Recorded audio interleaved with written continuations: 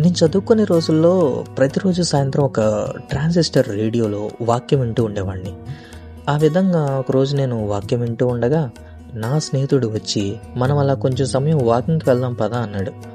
నేను వాక్యం వింటున్నారా, ఇప్పుడు రాలేను, నువ్వు వెళ్ళు అని చెప్తే వాడు మాత్రం తప్పకుండా రావాలని, కావాలంటే వాకింగ్ చేస్తూ వాక్యం వినమని బ్రతిమలాడేసరికి వాకింగ్ చేస్తూ కూడా వాక్యం వినవచ్చు కదా అని వాడితో పాటు వెళ్ళాను.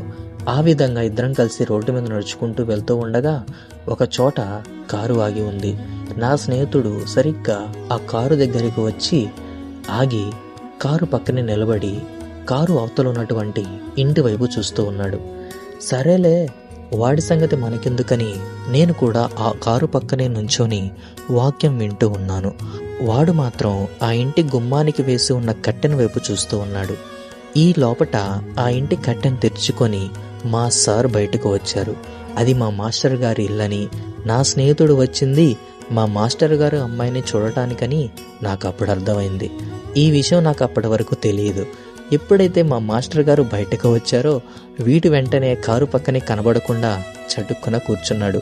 వాడు కూర్చొని నేను నుంచొని ఉంటే మా మాస్టర్ మరలా నన్ను చూస్తే ఉదయం క్లాస్లో మా ఇంటి దగ్గరకు వచ్చి ఏమి చూస్తున్నావని అడుగుతారని భయపడి కనపడకుండా నేను కూడా కారు పక్కనే కూర్చొని, పనికి వాళ్ళవాడా, నేను రానంటే నన్ను తీసుకువచ్చావు, నన్ను అనవసరంగా బుక్ చేశావు అని వాడిని తిడుతూ ఉన్నాను. నన్నేం చేయమంటావురా, సడన్గా మన సారు వస్తారని నాకు మాత్రం తెలుసు అని వాడు అంటుండగా ఈ లోపట ఆ కారు కదలి అక్కడి నుండి వెళ్ళిపోయింది. ఇక నా తిప్పలు చూడాలి.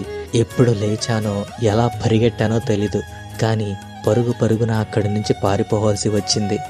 ఆ రోజు దేవుడు నాకు పాఠం నేర్పించాడు. దుష్ట సాంగత్యము నుంచి మంచి నడవడికను చెరుపుము.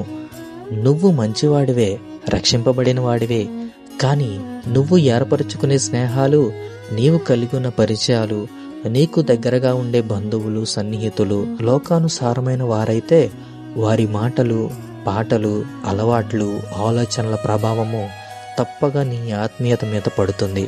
లోకంతో స్నేహం చేస్తే లోక మాలిన్యం అంటుతుంది. లోకంతో స్నేహము దేవునికి వైరమని మీరు ఎరుగరా అని బైబిల్ ప్రశ్నిస్తోంది. కాబట్టి పౌలు తిమోతికి చెప్పినట్లు పవిత్ర హృదయులై ప్రభువునకు ప్రార్థన చేయువారితో కూడా నీతిని, విశ్వాసమును, ప్రేమను, సమాధానమును వెంటాడుము. Praise the lord.